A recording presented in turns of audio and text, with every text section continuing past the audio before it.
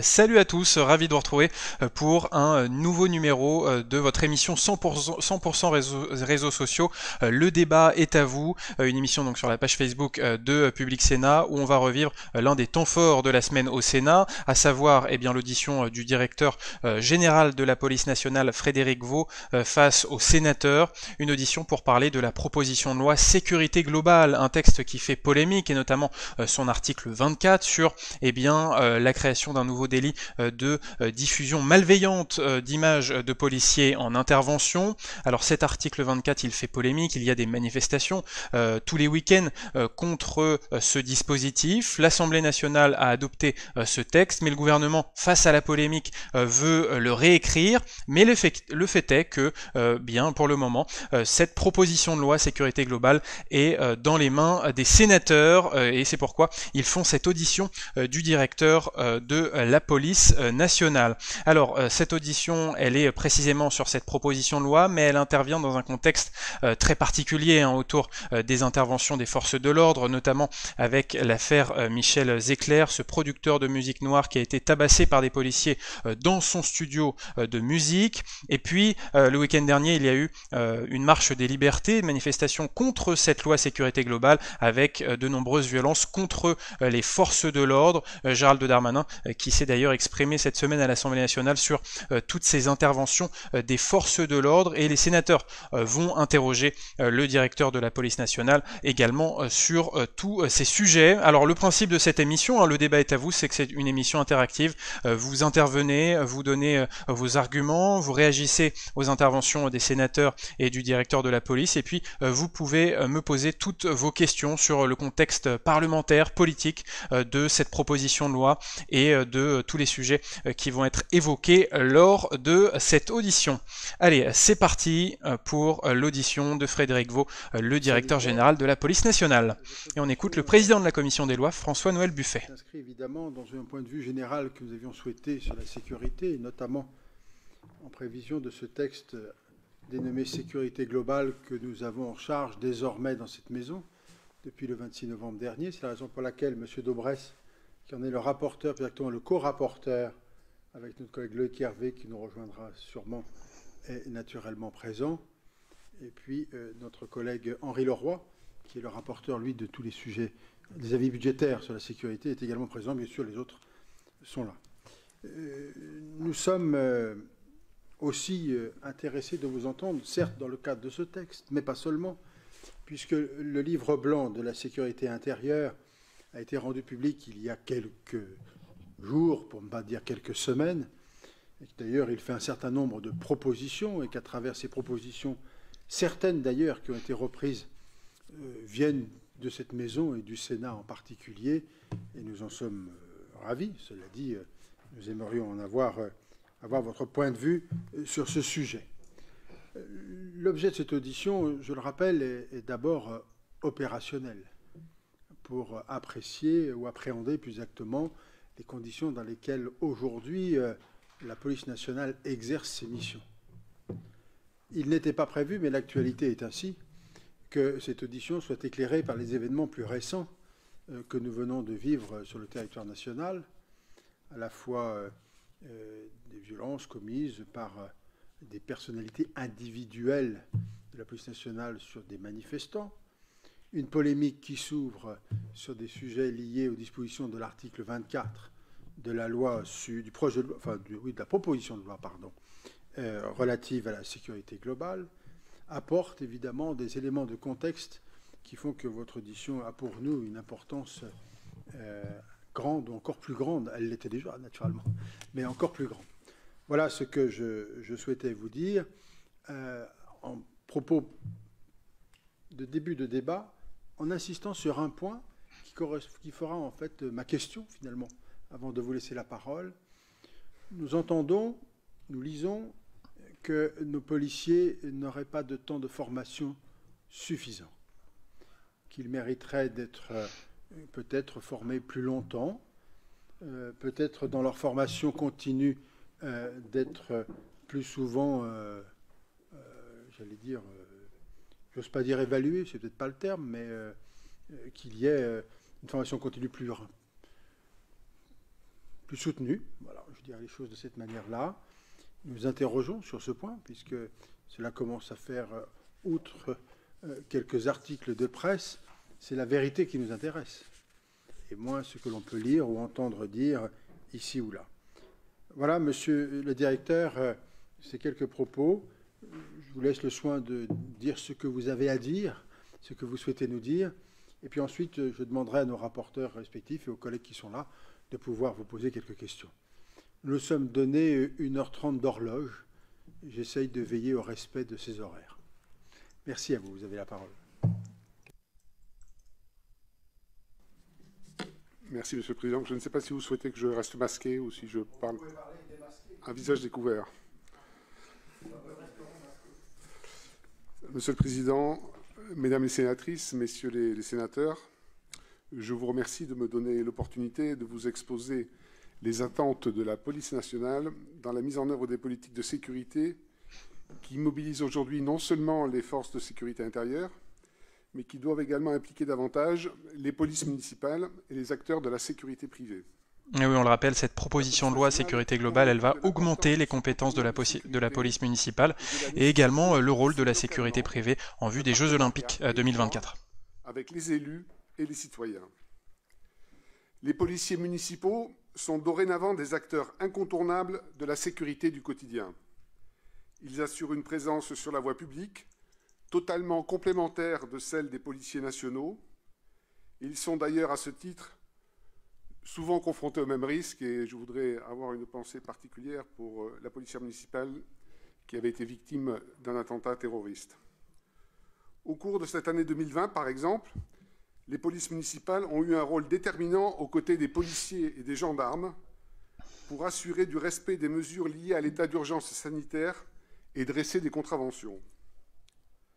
Dans le cadre des orientations que leur donnent les maires et des conventions de coordination que l'État signe avec les polices municipales, des patrouilles mixtes ou des opérations conjointes sont régulièrement organisées. Il existe même de plus en plus des locaux contigus entre la police nationale et la police municipale, proposant des accueils communs. Quant aux centres de supervision urbains, ils sont évidemment un lieu d'échange opérationnel très précieux entre nos forces. Le partage d'informations est essentiel pour la mise en œuvre des dispositifs de sécurité.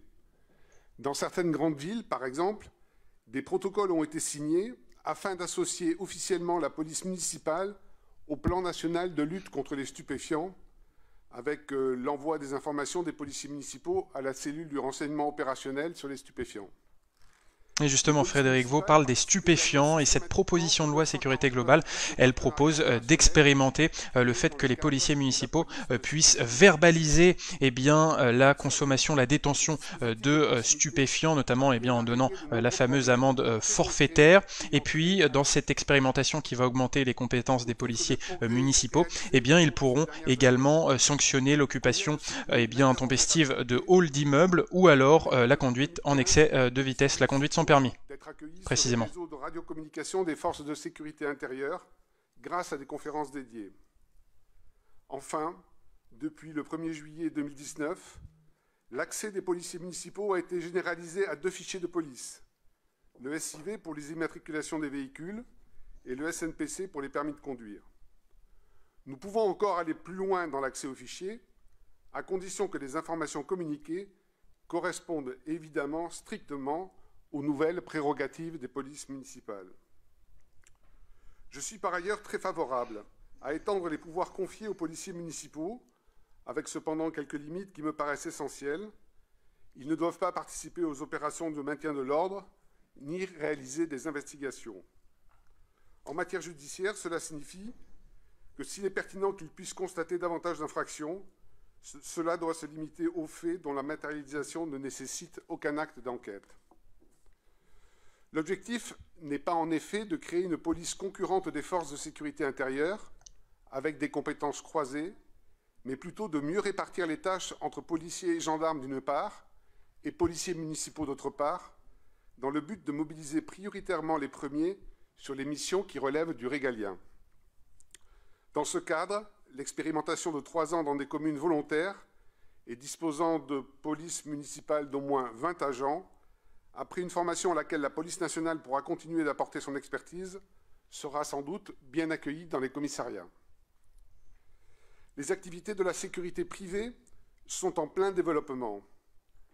La professionnalisation de ces acteurs économiques doit retenir toute notre attention, notamment dans la perspective de l'organisation de la Coupe du monde de rugby en 2023 et des Jeux olympiques et paralympiques en 2024. Cette croissance doit s'accompagner de garanties qui sont prises en compte dans le texte qui vous est soumis, telles que la limitation de la sous-traitance, le renforcement des conditions d'entrée en profession et le contrôle. Et sur ce renforcement du rôle des agents de sécurité privée, eh bien avec ce texte sécurité globale, ils pourront réaliser des palpations de sécurité et également avoir des missions de surveillance de personnes qui représentent des menaces terroristes. Les dispositions prévues permettraient aux policiers de travailler dans une totale sécurité juridique, avec les moyens techniques les plus modernes et selon des modalités qui correspondent à leurs besoins opérationnels. Je pense en premier lieu aux caméras piétons, dont le développement est attendu par les policiers, en quantité et en qualité, qui pourraient renvoyer les images en temps réel vers les centres de commandement, mais aussi vers d'autres policiers sur la voie publique. Dans ce registre, il me paraît également indispensable que les policiers puissent eux-mêmes consulter les images avec les garanties qu'elles ne puissent pas être, bien sûr, altérées. Par exemple, pour relever le numéro d'une plaque d'immatriculation qui leur aurait échappé pendant l'action. De la même façon, le cadre juridique proposé pour l'usage des drones est conforme à nos besoins opérationnels. Par exemple, pour apporter un appui au personnel au sol dans le cadre d'une manifestation, pour constater des infractions ou pour réguler des flux de transport. Dans ce champ de la captation d'images, des garanties parfaitement justifiées sont prévues. Pas de modification des images, pas de captation des lieux privés, durée limitée de conservation. Outre l'engagement à les respecter strictement, de nombreux dispositifs techniques peuvent nous y aider. Depuis les attentats de 2015, les policiers sont autorisés à porter leurs armes. Et pour information, le directeur général de la police nationale évoquait l'usage de drones. Cette proposition de loi sécurité globale va clarifier justement l'usage des images de drones par les forces de l'ordre. Elles pourront servir par exemple à la surveillance de manifestations ou à la surveillance des frontières. Et notez que pendant la crise sanitaire du printemps, eh bien, le Conseil d'État a interdit l'usage des drones pour vérifier si les gens respectait le confinement. Donc voilà, ce texte vient un peu clarifier les choses sur les drones. Il est malheureusement arrivé que des policiers se voient interdire l'accès à une salle de spectacle ou à un stade en raison du port de leur arme de service. Il est donc nécessaire de pouvoir remédier à cette difficulté. La protection des policiers est un sujet qui, je le crois, nous soucie tous.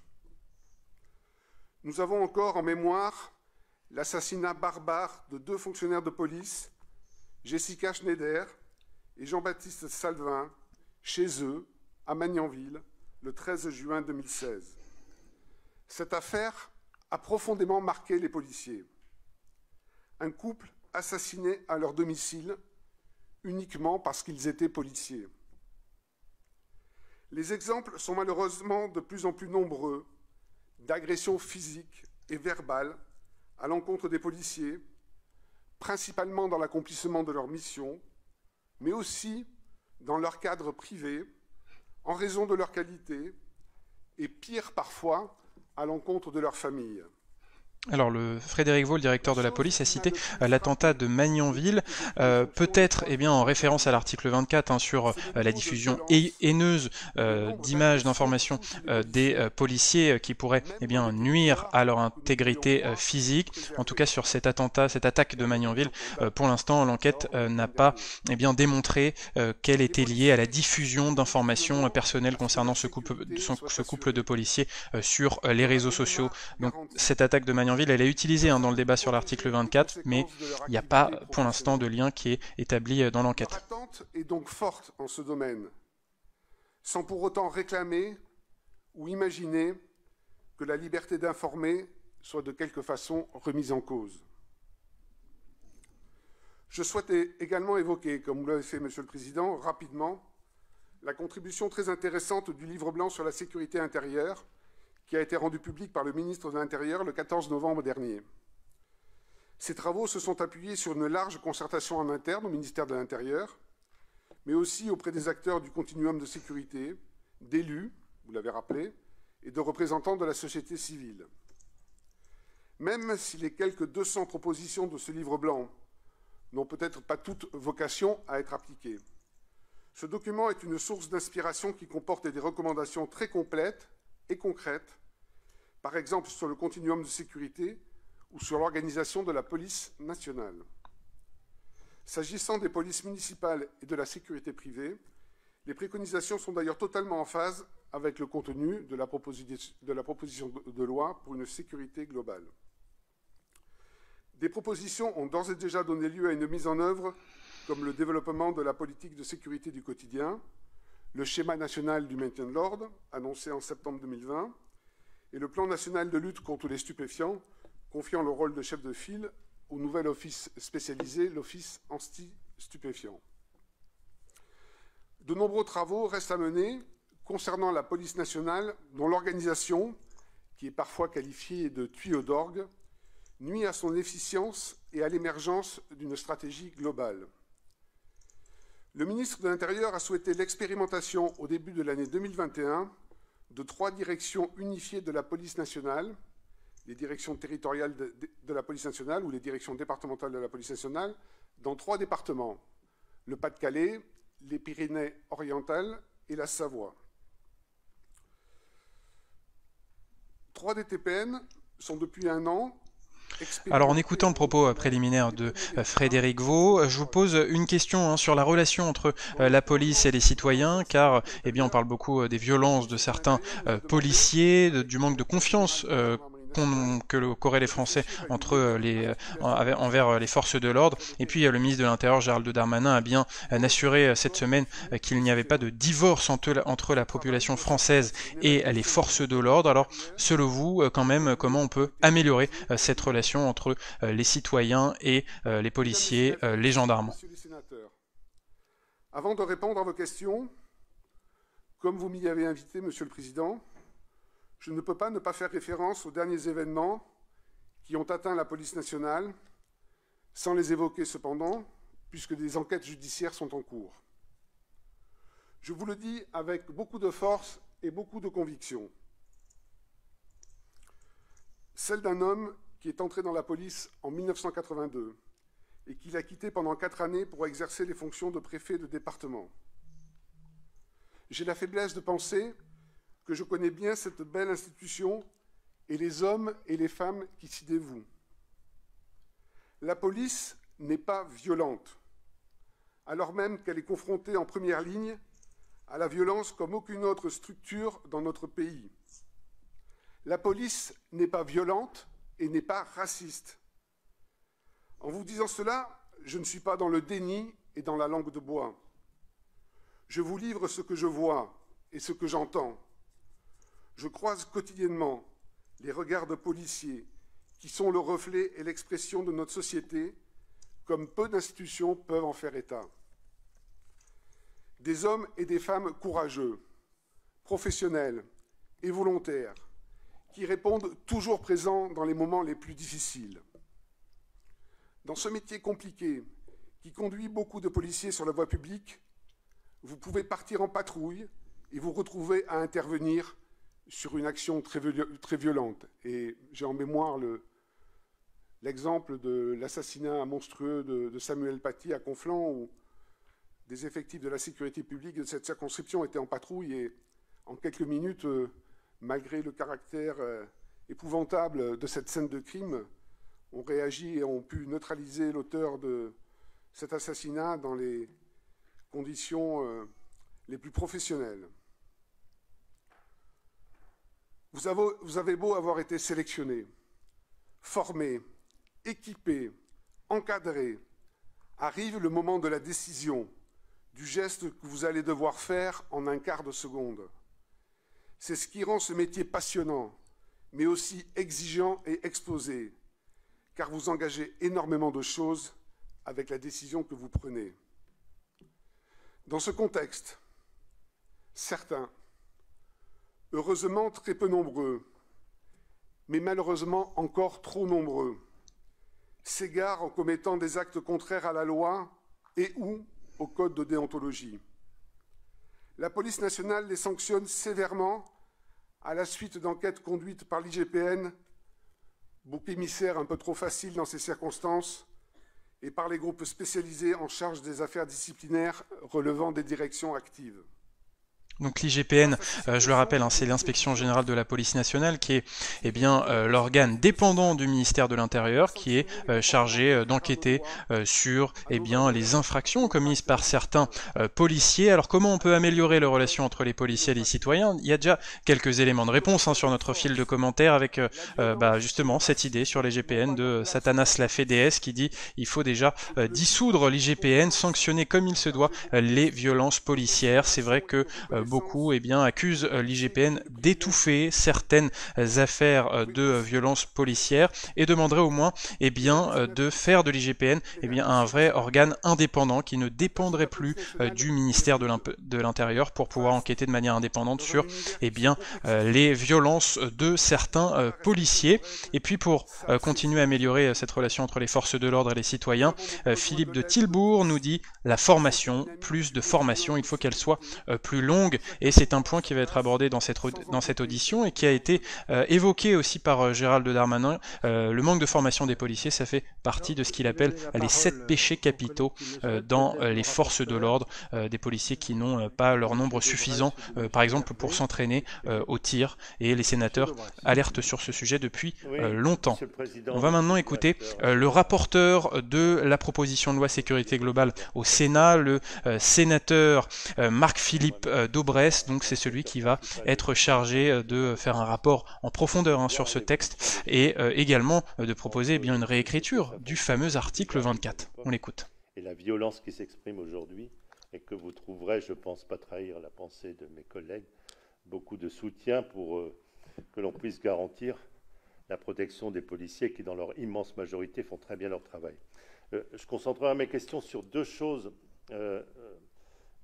Les évolutions prévues dans la loi sécurité globale sur les polices municipales, et puis bien sûr l'article 24, auquel le président Buffet a fait allusion, et mon collègue Loïc Hervé vous parlera plus des questions de images, drones, caméras autoportées, etc., que vous avez évoquées vous-même. Sur la question des polices municipales, vous nous avez expliqué que vous aviez déjà, ce qui est le cas, effectivement, beaucoup d'actions communes avec police nationale, police municipale, des locaux contigus, des conventions de coopération. Est-ce que vous pouvez nous en dire plus pour évaluer aujourd'hui la coopération entre police nationale, gendarmerie nationale et police municipale? Combien ça représente de conventions de coordination? Est-ce qu'elles sont actuellement obligatoires pour les seules polices municipales de plus de 3 agents? La difficulté qu'on a, vous comprenez bien, dans la proposition de loi qui nous arrive de l'Assemblée nationale, c'est qu'il n'y a pas d'étude d'impact, il n'y a pas eu d'avis du Conseil d'État. Donc nous posons un certain nombre de questions, nous n'avons pas toujours de réponse. Et quelle est votre appréciation plus globale sur l'expérimentation proposée? Est-ce qu'elle vous paraît de nature à alléger les tâches des policiers et des gendarmes? Et comment vous voyez la montée en puissance des polices municipales? Et comment vous voyez le cadrage moi, j'ai été maire pendant 30 ans aussi, vous savez, donc bon, j'ai dirigé une police municipale. Le maire, il n'est pas... bon, certes, il a un titre d'officier de police judiciaire, mais il n'est pas sous l'autorité du procureur de la République. Donc, quand il y a des interpellations qui se font, quand on élargit les compétences, si on permet, ce qui est le cas dans la loi de sécurité globale, d'intervenir, par exemple, sur des constats de possession de stupéfiants, tout ça pose des problèmes juridiques importants. Vous avez, je pense, aujourd'hui, tout ça est très stabilisé entre la police et le procureur. Tout ça se fait sous contrôle, avec des PV qui sont transmis. Comment vous voyez? Parce que opérationnellement, c'est compliqué quand même. Parce que quelque part, ça ne peut pas être un procès-verbal fait par un policier municipal, souvent pas assez formé, qui permet de gérer ce genre de choses. Il y a un formalisme. Qu'on prévoit de le faire par les directeurs des polices municipales quand ils existent. Comment vous voyez les choses opérationnellement? C'est ma question. Et puis, le ministre de l'Intérieur y a fait allusion lui-même hier à l'Assemblée nationale, et le président Buffet aussi, sur le nécessaire renforcement de la formation des agents de police municipale. Je suis complètement en phase avec tout ça pour avoir constaté opérationnellement qu'il y avait quand même beaucoup de failles dans la formation juridique des policiers municipaux, même si leur formation technique et sportive est bien parachevée, mais la formation initiale me semble présenter des lacunes. Et évidemment que vous pouvez jouer un rôle, vous devez jouer un rôle important dans tout ça. Ça, c'est mes principales questions sur la police municipale. J'en viens sur l'article 24, qui, comme vous le savez, est un article qui crée une infraction de diffusion du visage ou de tout élément d'identification dans le but qu'il soit porté atteinte à l'intégrité physique ou psychique lorsqu'il agit dans le cadre d'une opération de police. Comment peut-on caractériser un délit d'intention qui n'existe pas en droit français? Comment peut-on porter atteinte à une intégrité psychique, même si on voit bien l'objectif de l'article, qui est quand même de répondre à cette horrible affaire de Magnanville en particulier, mais qui caractérise bien d'autres faits sur la violence de la mise en exergue de certains policiers sur les réseaux sociaux. Quelles sont les difficultés que vous rencontrez actuellement pour empêcher ou réprimer la diffusion malveillante des données personnelles des agents en intervention?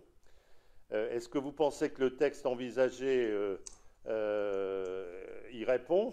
Est-ce que vous pensez, à contrario, que le texte qui est envisagé, puisque malheureusement on est dans cette confusion et interpénétration de textes sur l'article 25 du projet de loi, désormais appelé Valeurs de la République, qui couvre le même domaine, est-ce qu'il y répond mieux? Est-ce qu'il fallait faire une incrimination via le droit de la presse ou est-ce qu'il fallait faire une incrimination via le code pénal? Si on le fait via le code pénal, les sanctions encourues sont beaucoup plus fortes. Bon, je ne vous demande pas évidemment de répondre de manière politique, c'est le rôle du ministre de l'Intérieur, mais comment vous, opérationnellement, vous pensez qu'on atteint, bien sûr que nous sommes tous en phase pour mieux protéger les policiers en particulier, mais aussi d'autres agents du service public, comment pensez-vous qu'on puisse atteindre au mieux les objectifs recherchés à travers ces deux écritures qui existent aujourd'hui, celle du 24 de la sécurité globale et celle du 25 qui va arriver prochainement puisqu'elle passe au Conseil des ministres le 9 décembre et prochainement au Conseil d'État. Et oui, parce qu'il y a un enjeu d'écriture autour de la polémique sur cet article 24, un article 24 qui crée précisément un délit de diffusion malveillante, c'est-à-dire avec l'intention de nuire à l'intégrité psychique et physique des policiers, donc diffusion d'images des policiers en intervention. Cet article, il a été réécrit à l'Assemblée, adopté à l'Assemblée avec la protection de la liberté de la presse qui a été ajoutée, mais le gouvernement veut encore le réécrire. Il a d'ailleurs proposé une commission indépendante sur la réécriture de ce texte qui n'a pas plu aux sénateurs car maintenant c'est aux sénateurs d'écrire cet article 24. Le texte va arriver au Sénat début d'année, peut-être en février, et en attendant peut-être que le gouvernement, pour aller plus vite que le Sénat, pourrait finalement transposer cette mesure, ce délit de diffusion malveillante d'images des policiers dans le projet de loi séparatisme qui s'appelle maintenant pour un projet de loi pour conforter les principes républicains, et il y a un nouveau délit qui va être créé dans ce texte avec cet article 25 qui crée un délit de mise en danger de la vie d'autrui en publiant des données personnelles. Ça fait référence notamment à l'assassinat de Samuel Paty et aux pressions dont il avait été la victime sur les réseaux sociaux. Donc finalement cet article 24 pourrait être transféré dans le projet de loi séparatisme. On écoute l'autre rapporteur de ce texte au Sénat, Loïc Hervé. Les caméras mobiles, quel retour d'expérience pouvez-vous faire de ces premières années d'utilisation? On sait qu'il y a pas mal de retours eu égard à la qualité de ces caméras, notamment la question des batteries.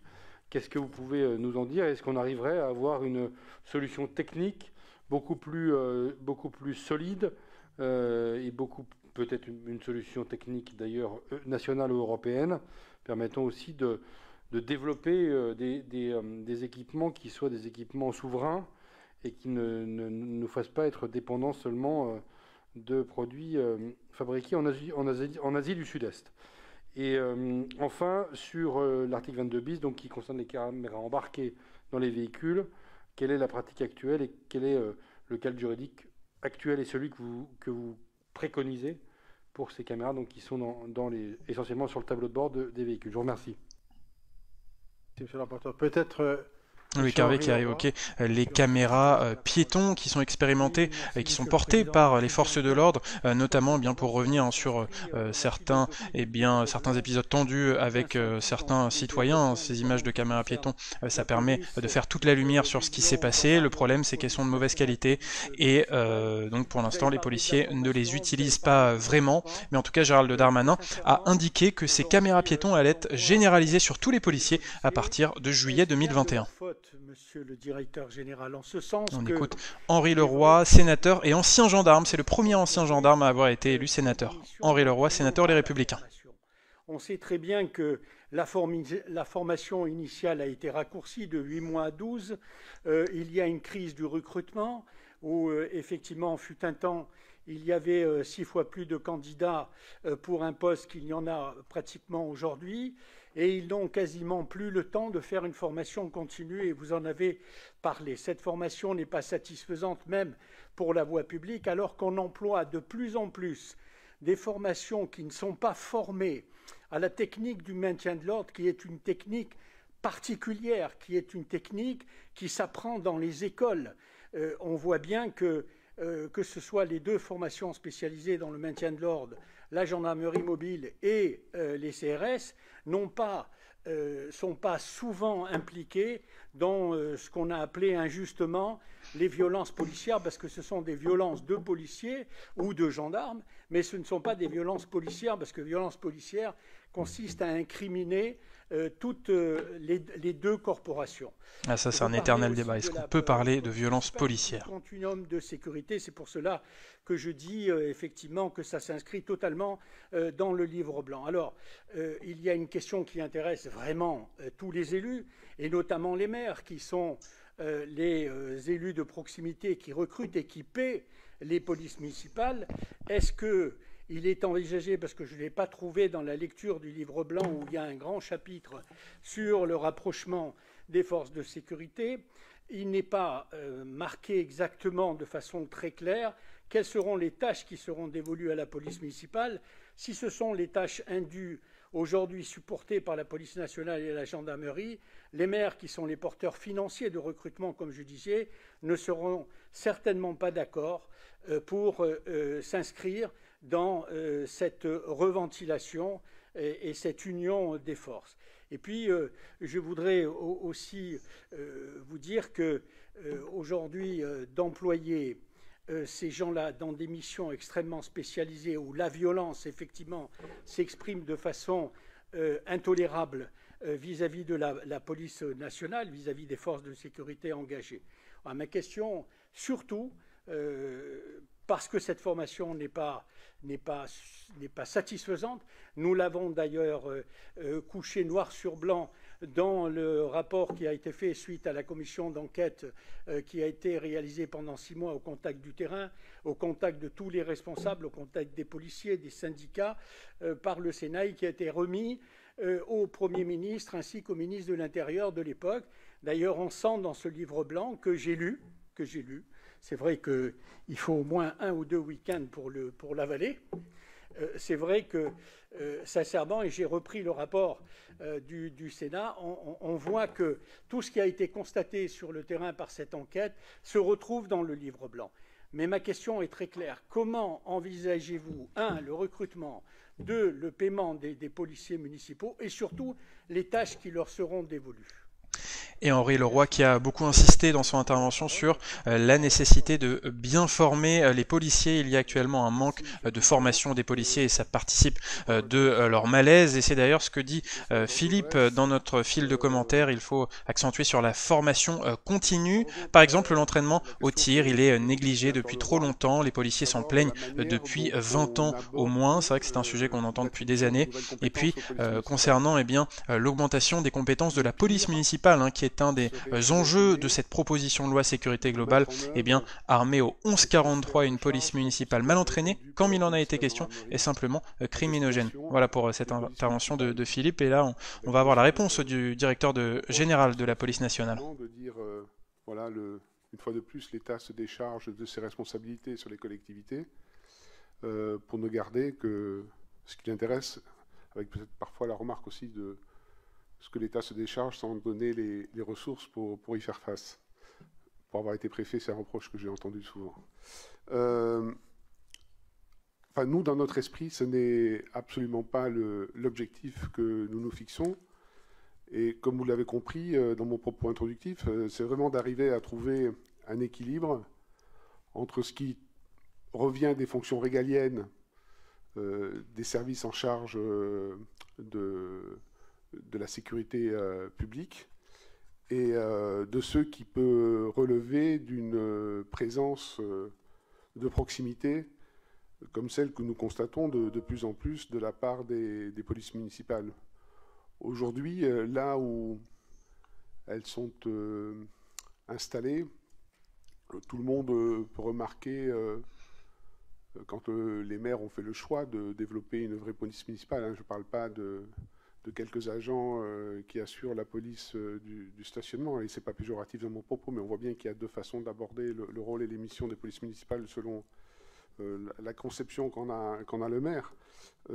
Là où les polices municipales sont en place et se développent, on peut constater des policiers municipaux bien sélectionnés, formés et dotés d'un matériel tout à fait performant qui en général s'accompagne aussi d'un réseau de vidéoprotection pour les villes concernées à la hauteur des objectifs qui sont poursuivis.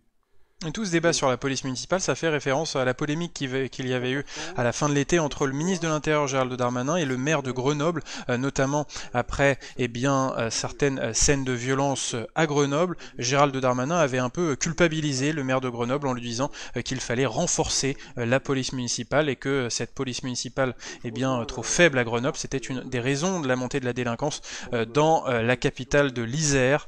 Donc voilà, il y a une vraie volonté au sein du gouvernement de renforcer la police municipale. Il doit pouvoir, de mon point de vue, garder toute l'autorité nécessaire vis-à-vis de sa police municipale, même si dans la mise en œuvre des règles, évidemment, le fait de les transgresser pourrait toujours faire courir le risque de s'exposer à des reproches ou à des poursuites de la part du procureur de la République.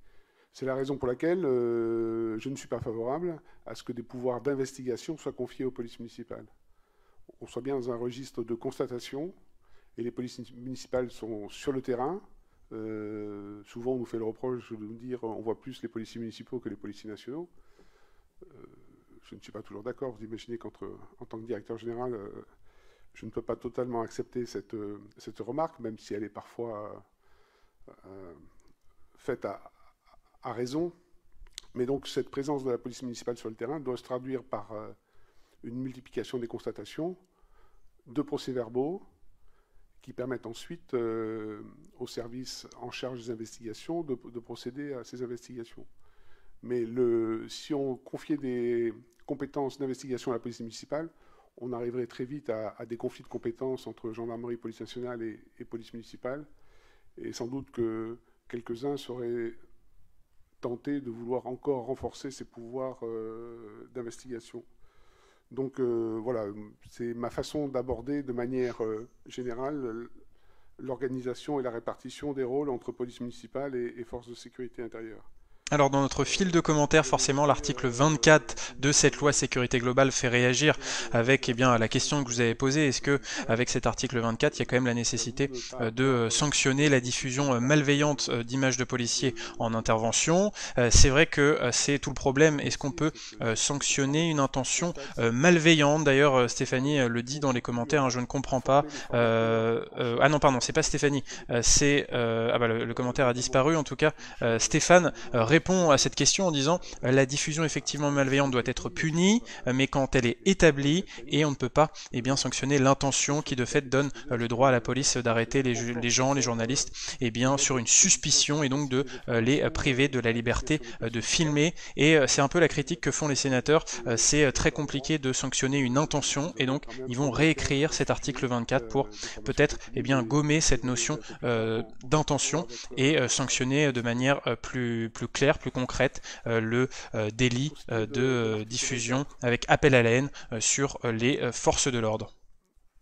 Le directeur général de la police et les policiers ne sont pas chargés de faire la loi, de l'interpréter ou de la commenter, surtout quand elle est dans une situation où rien n'est encore défini complètement. Donc vous comprendrez que mon propos là-dessus puisse être mesuré et, comme vous l'avez rappelé, Monsieur le Président, surtout nourri de ce que nous constatons sur le terrain et des attentes exprimées par les policiers face à certaines situations un peu nouvelles, renforcées par le développement de l'Internet et un usage parfois des réseaux sociaux qui n'est pas toujours, je trouve, conforme à l'esprit de nos démocraties. Donc, quelle doit être l'écriture, Monsieur le Sénateur? Quel doit être le support législatif? Ce n'est pas à moi d'en juger. Ce que j'observe, c'est qu'aujourd'hui, on est face à un développement des prises à partie de fonctionnaires de police qui sont filmés ou photographiés dans le cadre de leurs activités professionnelles et dont les photos sont parfois diffusées à dessein sur les réseaux sociaux pour tenter de les identifier ou pour les menacer ou pour tenter de récupérer des données qui permettraient éventuellement de s'en prendre à eux ou développer des discours de haine et d'agressivité à leur égard. C'est difficile, je ne peux pas le diffuser, mais j'ai fait une petite extraction de documents qui circulent sur Internet à votre disposition, Monsieur le Président, qui montrent des photos de gros plans de policiers ou de gendarmes d'ailleurs, identifiés à l'occasion de dispositifs sur la voie publique, avec des appels à l'identification de ces policiers sur des sites dont on peut penser qu'ils n'ont pas une affection particulière pour la police et pour la gendarmerie. Donc je pense qu'il faut qu'on ait les moyens juridiques de faire condamner les auteurs de ces faits. Ça me paraît tout à fait indispensable. Et là, on n'est pas au niveau de l'intention, on est au niveau de la réalisation. C'est-à-dire qu'on est vraiment, je pense qu'on est en capacité devant un tribunal de faire la démonstration que ce qui est produit sur ces sites sur Internet est bien dans la volonté de nuire, et de nuire en particulier à ces personnes qui sont photographiées en uniforme de police ou de gendarmerie. Donc je crois qu'on a besoin de cette sanction juridique forte, quel qu'en soit le moyen. Je pense que l'échange juridique aujourd'hui disponible ne couvre peut-être pas parfaitement toutes les opportunités dont se saisissent ces individus sur Internet, et qu'il nous faut absolument avoir ce support juridique qui nous conduise pas à condamner l'intention, mais bien l'acte délibéré de chercher à nuire à ces personnes. Et je pense aussi que dans cette situation extrêmement compliquée, même si juridiquement ça n'est peut-être pas parfait, peut-être que des spécialistes du droit pénal se livreront plus tard dans des revues spécialisées à une exégèse des textes, mais je crois aussi que les policiers et les gendarmes, je ne peux pas forcément parler au nom des gendarmes, mais pour en parler souvent avec le directeur général de la gendarmerie, ils ont besoin de sentir que tous les moyens juridiques possibles sont aujourd'hui disponibles pour faire en sorte que celles et ceux qui se livrent à ce type d'action soient punis et sanctionnés. Et le directeur de la police nationale qui défend bec et ongle l'idée de cet article 24, c'est-à-dire de sanctionner la haine sur Internet contre les policiers. Alors il ne propose pas vraiment de réécriture de cet article 24 et il dit qu'il n'y a pas vraiment de problème de sanctionner l'intention. On ne sanctionne pas l'intention, c'est vraiment une réalisation selon lui. Toutes ces identifications malveillantes de policiers sur Internet. Donc il est vraiment derrière cet article 24, Frédéric Vaux. Puisque vous avez évoqué l'aspect hélicoptère qui rejoint quand même beaucoup effectivement la captation d'images qui peut être faite en employant des drones.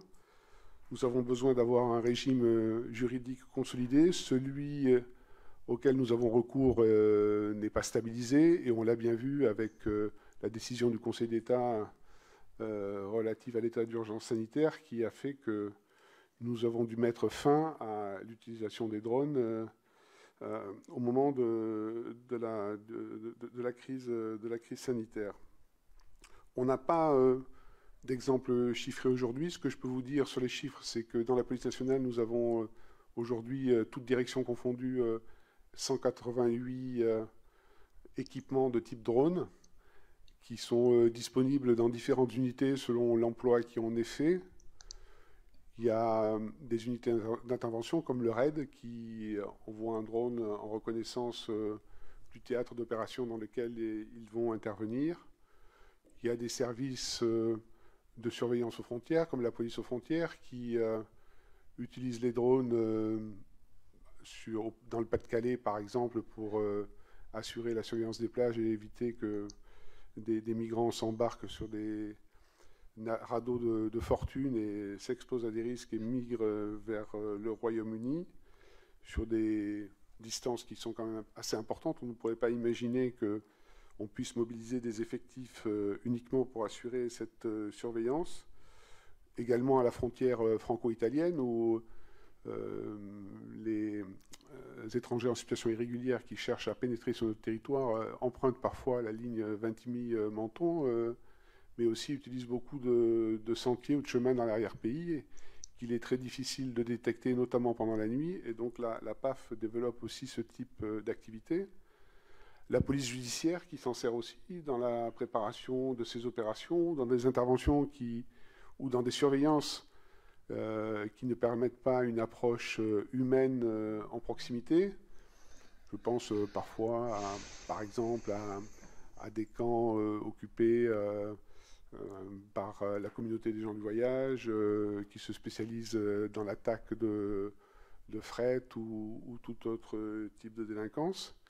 Et enfin, nous avons une utilisation très maîtrisée et très modérée par la sécurité publique dans les situations où des manifestations de voie publique dégénèrent et qu'il nous est absolument nécessaire de pouvoir identifier la manière dont les forces employées vont être dirigées vers tel ou tel endroit parce que des casseurs sont en action. Et à la fois, il faut pouvoir piloter l'action des forces de l'ordre, mais aussi être en capacité, si c'est possible, d'identifier, de localiser ceux qui se livrent à des actes de violence ou de destruction pour nourrir les procédures judiciaires qui ne manquent pas d'être conduites à la suite de ces exactions.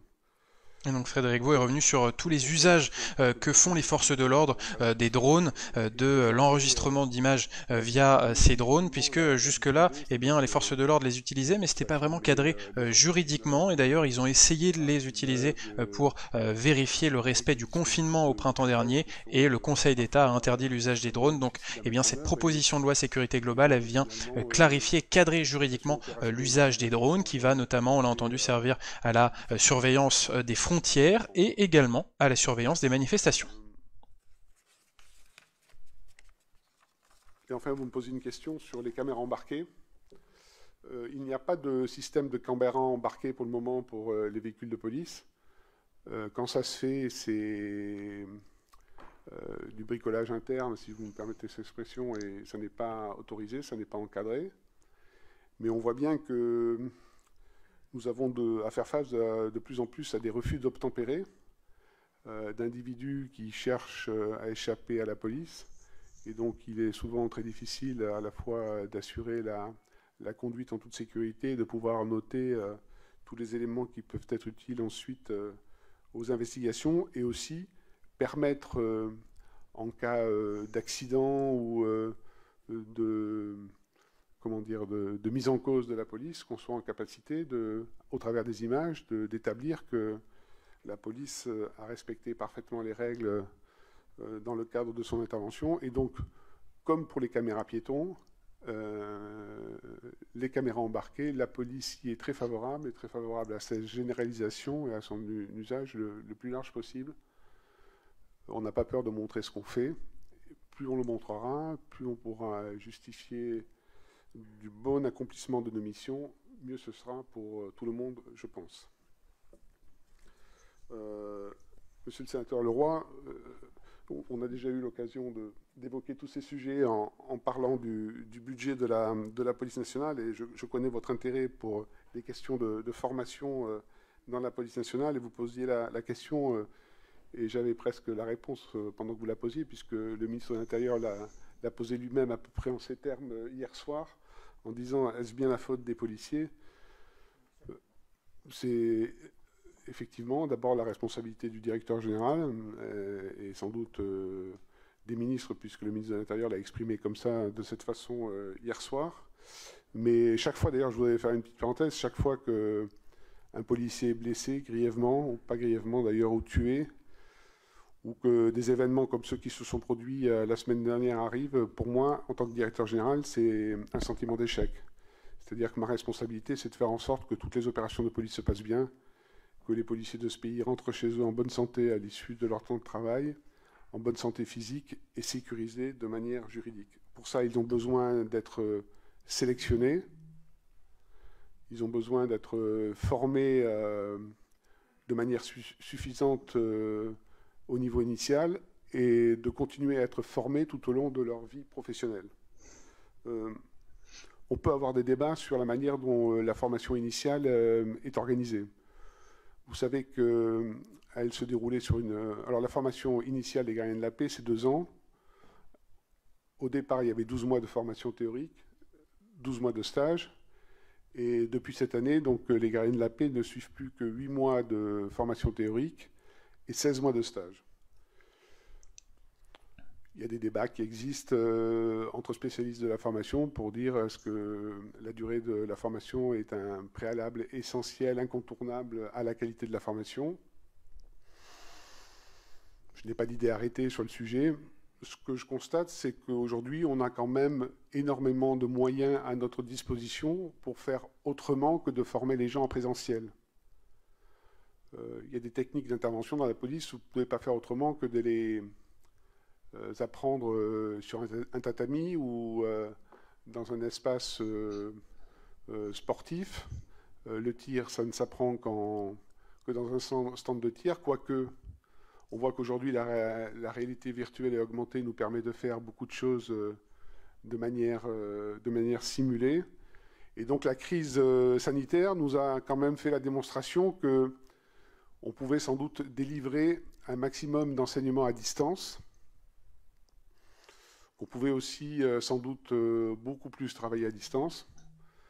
Le ministère de l'Intérieur et la Police nationale, d'ailleurs, ont fait l'expérience de ces nouveaux modes de fonctionnement et on a pu constater peut-être le retard que nous avions à rattraper en la matière. Oui, un vrai problème de formation dans la police, et d'ailleurs sur les violences qui ont eu lieu lors de la manifestation de ce week-end, lors de la marche des libertés, eh bien Gérald Darmanin, il l'a dit, il y avait un problème, c'est-à-dire qu'on a envoyé des policiers qui n'étaient pas formés au maintien de l'ordre, et ça peut poser un problème en tout cas d'efficacité de l'intervention. C'était le cas surtout lors de l'évacuation musclée de migrants place de la République à Paris il y a 2 semaines. Voilà, c'est des policiers de la BAC qui étaient intervenus et ces policiers ne sont pas formés au maintien de l'ordre. Pour tout ce qui touche à l'utilisation des armes, et sans doute pas assez, puisque il y a à peu près 65% de policiers qui font leurs 3 tirs réglementaires dans l'année. Quand on a un incident de tir dans la police, l'IGPN, si l'IGPN est saisi, la première chose qu'on regarde, c'est de savoir si vous avez fait vos 3 tirs réglementaires dans l'année. Donc c'est quelque chose d'assez important. Mais pour tout ce qui touche aux 9 heures de formation continue qui peuvent avoir trait aux gestes techniques d'intervention, à la déontologie et à d'autres domaines, on est sur des proportions qui sont très faibles et qui méritent d'être sans doute réévaluées. Et je sais que le ministre de l'Intérieur y est très attentif et va sans doute faire des annonces en ce sens dans les jours qui viennent. Ce qu'il faut aussi dire à la décharge de tout le monde, c'est que depuis 2015, on a vécu quand même des années assez extraordinaires au mauvais sens du terme, avec d'abord les attentats de 2015, 2016 et tout ce que ça a pu produire comme effet secondaire dans l'engagement des forces de l'ordre. On a eu ensuite cette séquence dite des Gilets jaunes, qui a énormément mobilisé les forces de l'ordre sur des actions de maintien de l'ordre, comme vous l'avez rappelé, monsieur le sénateur, avec parfois des effectifs qui étaient employés, qui n'étaient pas tous formés aux techniques du maintien de l'ordre. Et donc, la formation continue, on a sans doute fait les frais, et on ne peut pas être exigeant vis-à-vis des policiers sans nous-mêmes respecter nos engagements en termes de formation continue. Et nous allons nous y attacher dans les jours et dans les semaines qui viennent. Je crois, monsieur le sénateur, avoir répondu à votre... Voilà pour la réponse du directeur général de la police nationale qui, dans son intervention, eh bien, il y a eu un moment fort. Hein. Il est revenu sur la haine sur Internet contre les forces de l'ordre et il a montré une feuille avec des messages haineux et d'identification personnelle des policiers sur Internet, une manière de justifier l'article 24 de la loi de sécurité globale sur la diffusion malveillante d'images de policiers en intervention. Et sur cet article 24, il y a un vrai débat sur notre fil de commentaires, c'est-à-dire que comment on fait pour protéger les forces de l'ordre de cette haine sur Internet qui est croissant? Eh bien, pour Stéphane, il faut faire un dispositif sur les mêmes critères que n'importe quel citoyen. Et finalement, c'est un peu l'idée du projet de loi séparatisme qui va créer un délit de mise en danger de la vie d'autrui avec publication de données personnelles. C'est notamment un dispositif qui est fait suite à l'assassinat terroriste de Samuel Paty. Stéphane qui dit qu'il faut une aggravation de la sanction sur personnes dépositaires de l'autorité publique, c'est-à-dire qu'il n'y a pas besoin d'avoir un article 24 spécifique pour les policiers, pas de dispositif spécifique pour les forces de l'ordre. Et puis Philippe de Thielbourg nous dit ce débat sur l'article 24 n'a même pas lieu d'être, comme souvent une application plus stricte du droit existant devrait suffire, et notamment le délit de diffamation avec diffusion de fausses informations et intention de nuire. Donc voilà, est-ce que si on applique strictement le droit, on peut lutter contre cette haine sur Internet, contre nos forces de l'ordre? C'est tout le débat. On écoute le sénateur socialiste spécialiste des violences policières, Jérôme Durin, qui interroge le directeur général de la police nationale, et juste après, c'est son collègue socialiste Jean-Yves Lecomte. De policiers qu'on cherche à identifier. La démarche, malheureusement, nous en avons aussi vu les conséquences sur le professeur Samuel Paty. C'est un problème général des réseaux sociaux. Est-ce que c'est légitime de faire quelque chose de spécifique pour la fonction, pour les policiers, alors que ça devrait être finalement quelque chose à la fois d'équilibré, mais qui réponde aux problèmes global de l'évolution de la société et des réseaux sociaux. Et Jean-Yves Lecomte qui dit la même chose que Stéphane, finalement. Pas de mesures spécifiques pour la police. Les images terribles, et j'aimerais souscrire à votre conclusion, les images terribles que nous avons vues ces dernières semaines posent pour beaucoup de Français un problème de confiance qui s'interroge sur la formation, notre collègue l'a évoqué, et sur le management technique et politique de la police. Et donc, question, est-ce qu'il y a des choses qui doivent être changées de ce point de vue-là, à votre niveau et au niveau politique? Enfin, les syndicats de police, souvent, nous indiquent que la pression qui leur est mise sur la politique du chiffre les empêche d'aborder finalement de manière sereine leur relation avec la population. Est-ce qu'il n'y a pas quelque chose à revoir de ce point de vue-là? Enfin, concernant la préfecture de police de Paris en particulier, est-ce que vous considérez qu'il y a des évolutions à faire pour harmoniser sur l'ensemble du territoire le fonctionnement et le management de la police? Merci, Monsieur Lecomte. Madame Marie-Pierre de la Gontrie. Merci, Monsieur le Président. Monsieur le Directeur Général, vous êtes aujourd'hui devant la Commission des lois du Sénat, 24 heures après l'audition très longue du ministre de l'Intérieur par la Commission des lois de l'Assemblée. Et donc, cet agenda est très utile, puisqu'il nous permet de revenir sur des propositions qui ont été faites hier par le ministre et sur lesquelles vous pourriez nous apporter donc des précisions en tant que directeur opérationnel de ces sujets. Le ministre de l'Intérieur a voulu, utilisant une formule, lister les 7 péchés capitaux à l'origine, je prends ces termes, de problèmes structurels. Donc c'était une première avancée, la reconnaissance de problèmes structurels. Premier point, l'erreur fondamentale, le peu de formation, raccourcir la formation initiale n'était pas une bonne mesure. Comment entendez-vous donc répondre sur ce point? Le sujet de la formation a été évoqué. Néanmoins, pourriez-vous nous donner des précisions en tant que directeur général? Deuxième point, il a indiqué qu'il n'y avait pas assez de chefs présents dans la rue et qu'il faudrait recréer un corps d'intermédiaires d'encadrement plus nombreux sur le terrain. Là aussi, comment entendez-vous mettre en œuvre cette demande? Troisième point, il a annoncé la généralisation des caméras piétons au 1er juillet 2021. Nous savons que ces caméras piétons sont déficientes dans la mesure où elles ont une autonomie très faible qui ne permet pas que le policier la mette en œuvre lorsqu'il prend son service et l'arrête lorsqu'il termine. C'est d'ailleurs une demande du syndicat des commissaires.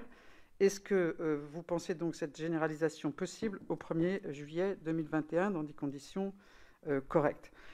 Le deuxième sujet, c'est votre affirmation selon laquelle, et c'est celle du ministre de l'Intérieur également, il n'y aurait pas de divorce entre la police et la population. Alors, Jérôme Durin, tout à l'heure, a rappelé les opinions favorables. Il faut indiquer que si elles étaient de 80% après les attentats de 2015, elle a chuté à 66% désormais.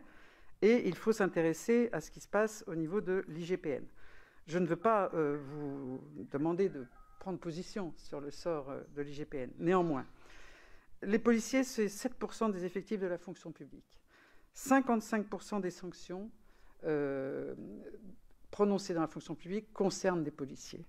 On a vu un accroissement de 23% des enquêtes judiciaires confiées à l'IGPN en 2019. On a vu que 50% l'étaient pour violence. Donc, on ne peut évidemment pas considérer qu'il n'y a pas de sujet sur ce point. Enfin, concernant Magnanville, j'encourage chacun à la plus grande prudence.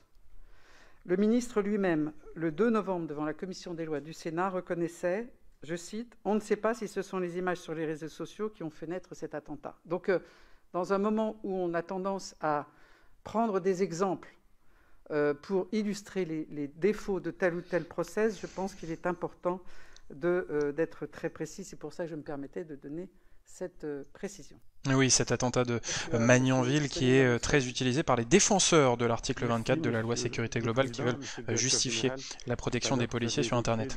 Les 3 territoires ultramarins qui font... On écoute maintenant le sénateur de Mayotte, sénateur du groupe RDPI, La République En Marche, Thani Mohamed Swali. La police nationale se voit réunie et à la tête desquels un seul chef. Vous avez dit que les premiers résultats étaient encourageants. Et effectivement, la commission des lois du Sénat s'est déplacée l'année dernière en Guyane, puisque la Guyane, la Nouvelle-Calédonie et Mayotte sont concernés. Et là-bas, vos collègues et l'administration préfectorale nous ont effectivement affirmé qu'il y avait des premiers résultats encourageants. Moi, je pense qu'il faudrait davantage de temps pour porter un jugement, parce que la réforme a moins d'1 an d'existence dans certains territoires. Et sans que ça ait un lien, je voulais vous parler de la recrudescence sans précédent de la violence dans mon département, Mayotte, dont une immense majorité est commise par des bandes de jeunes. Est-ce que votre DTPN, M. Cavier, vous a fait remonter cette recrudescence sans précédent, pardon, et à votre avis, à quoi est-elle due et quelles seraient les solutions pour y remédier? Je sais que localement, vos collègues revendiquent par exemple un 2e commissariat, puisque ces violences sont essentiellement urbaines. Et chose étonnante, la 2e ville de Mayotte, Koungou, qui a plus de 30 000 habitants, n'a pas de commissariat, par exemple. Donc ça fait partie des solutions qui sont préconisées sur place. Est-ce que pour vous, il faudrait aller vers cette direction? Merci. Merci. Alors il y avait une question de Stéphane sur des propos racistes qui ont été repérés sur des groupes Facebook dont certains membres seraient des forces de l'ordre, notamment un groupe qui est baptisé Forces de l'ordre 22 Unis. Donc c'était une affaire de propos racistes donc, au mois de juin, et Stéphane demande si la police est en train d'enquêter ou si c'est l'IGPN. Alors sur l'enquête, j'ai pas d'informations, mais en tout cas, l'administrateur du groupe a suspendu toutes les déclarations qui posaient problème. Mais sur l'enquête précisément, c'est vrai qu'il n'y a pas beaucoup d'informations qui sont sorties. Entre-temps, on a eu quand même les gilets jaunes. Donc, il me semble que l'exécutif aurait pu tenir compte de cet état de fait, surtout quand on regarde d'autres pays. Et donc là, on va parler des caméras piétons avec Alain Marc qui a déposé une proposition de loi il y a quelques années pour développer les caméras piétons sur les policiers. Et d'ailleurs, sur ce sujet, il y a Franck qui intervient et qui dit aux États-Unis, la constitution du droit au port d'armes sécurise chaque citoyen. En Europe, ça doit être la caméra qui sécurise chaque citoyen. On écoute Alain Marc. Deuxièmement, je n'ai pas tout à fait la même lecture quand j'entends les gens à côté de moi quand ils voient les images des manifestations. Du moins, pas tout à fait la même que celle de mes collègues de gauche. Quand on voit des gens qui, armés de barres de fer, s'approchent des policiers, je peux vous dire une chose, c'est que la plupart des gens prennent fait et cause plutôt pour les policiers. Et la réponse à cela, ce sont des gens, malheureusement, qui sont apeurés. Moi, j'aimerais savoir si nos policiers, Monsieur le Directeur Général, ont les moyens d'avoir une réponse appropriée. Je ne vous dis pas ce que pensent beaucoup de gens, ce qu'ils souhaiteraient, mais je crois que ce ne sont pas forcément les réponses médiatiques que nous avons aujourd'hui, qui sont celles de nos concitoyens. Donc je voulais vous dire d'abord tout le soutien que nous vous apportons les uns et les autres, et vous dire que j'aimerais savoir quels sont les moyens dont vous disposez dans ces cas-là. Merci, Monsieur Marc. Alors, Madame Boyer, puis Monsieur Bas.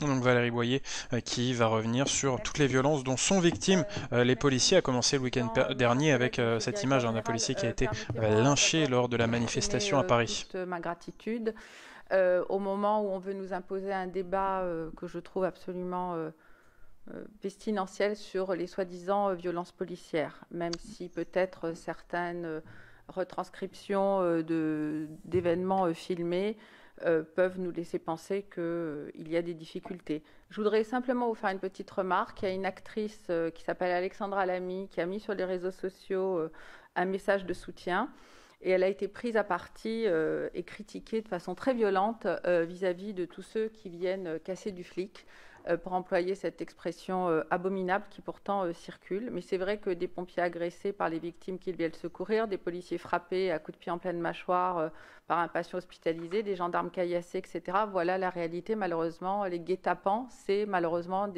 une réalité quotidienne. Vous le souligniez, en 2019, les forces de l'ordre étaient chaque jour la cible en moyenne de, paraît-il, 110 agressions. Et comme beaucoup de Français, comme beaucoup de mes collègues, je voudrais dire combien je suis scandalisée par la répétition de ces actes, parce que, comme ici, je pense que nous sommes tous convaincus qu'il n'y a pas de liberté sans ordre, il n'y a pas d'ordre sans respect de nos valeurs et de nos règles. Mais malheureusement, les chiffres de la violence montent et elle est partout. Et c'est pour ça que je vous réitère ma gratitude. Je n'ai pas fait une liste exhaustive parce que je crois que nos mémoires sont suffisamment imprégnées des tragédies que nous avons dû affronter ces dernières années et que malheureusement nous affronterons encore. Je pense notamment aux trop nombreuses attaques de terroristes islamistes. Mais si la France reste debout, si notre démocratie fonctionne, si on peut vaquer à nos occupations, c'est grâce aux forces de l'ordre et c'est grâce à ces hommes et ces femmes qui risquent leur vie pour celle des autres. Et je crois qu'on ne mesure pas assez le prix payé par vous tous, par tous les acteurs de la sécurité lorsque vous remplissez vos missions. Et par vos familles également, parce que ça aussi, c'est une réalité qui est souvent ignorée. Et il y a aussi cette expression qui est particulièrement libre dans les médias de personnes qui vont contre la police, ces manifestations où on scande « tout le monde déteste la police » et qu'on a laissé prospérer. Ça aussi, je pense que ça participe à un climat qui est particulièrement délétère pour notre cohésion sociale. Et je voudrais revenir sur un seul point, celui où on entend souvent, en plus, ces manifestations, crier ces mots atroces « suicidez-vous ». ce qui me semble vraiment abject. Et selon les chiffres fournis par la police nationale, 59 policiers se sont suicidés en 2019, soit 60% de plus qu'en 2018. En juin 2018, le rapport de la commission d'enquête sénatoriale sur l'état des forces de sécurité intérieure alertait déjà sur le taux de suicide anormalement élevé au sein des forces de l'ordre. Et alors que les menaces, les intimidations et les agressions contre les policiers sont en constante augmentation, il est indispensable de renforcer le dispositif de prévention contre les suicides au sein de la police. La cellule d'écoute, mise en place en 1996, semble inadaptée face à la réalité du terrain. Celle-ci n'aurait reçu qu'environ 300 appels entre le 28 septembre et le 31 décembre 2019, contre 6000 sollicitations pour la plateforme alternative gérée par l'association SOS Policiers en détresse. Moi, je voudrais avoir votre avis, monsieur le directeur, sur cette question. Et je vous remercie pour tout et pour cette réponse. Merci beaucoup. Merci. Voilà pour l'intervention de la sénatrice Les Républicains Valérie Boyer. Pour répondre à Stéphane qui évoque l'assassinat terroriste d'un couple de policiers à Magnanville, Gérald Darmanin, selon lui, travestit la vérité pour tromper le peuple à ce sujet. En tout cas, Gérald Darmanin a bien dit qu'il n'y avait pas d'image de réseaux sociaux qui seraient liés à cet attentat terroriste. Pas d'identification personnelle sur les réseaux sociaux qui aurait entraîné l'assassinat de ce couple de policiers. Donc Gérald Darmanin a bien démenti ce lien entre la haine sur Internet contre les policiers et l'attentat de Magnanville. Et avec toute l'émotion que peut susciter chez les policiers comme chez les gendarmes mobiles d'ailleurs, les agressions dont ils peuvent être victimes, et ce contexte aussi de terrorisme, et de menaces et de violences ambiantes, ils respectent les méthodes, les techniques d'intervention qui leur sont enseignées, que l'encadrement soit suffisant pour qu'il n'y ait pas de débordement. Vous avez proposé au mois de juin dernier qu'il ne soit plus recouru désormais, parmi les techniques d'interpellation, à la technique dite de la clé d'étranglement. Un groupe de travail a été mis en place. Je me souviens vous avoir interrogé à l'époque en disant « mais qu'est-ce qu'on va faire si on n'utilise plus la clé d'étranglement pour maîtriser des individus qui sont réfractaires et qui n'obéissent pas simplement à l'instruction verbale qui va leur être donnée et qui cherchent à s'échapper. Qu'est-ce qu'on va pouvoir faire pour maîtriser ces individus si on n'utilise plus la clé d'étranglement? Or, le groupe de travail devait remettre ses conclusions le 1er septembre. Je n'ai pas connaissance que des propositions aient été arrêtées, ni que des décisions aient été prises.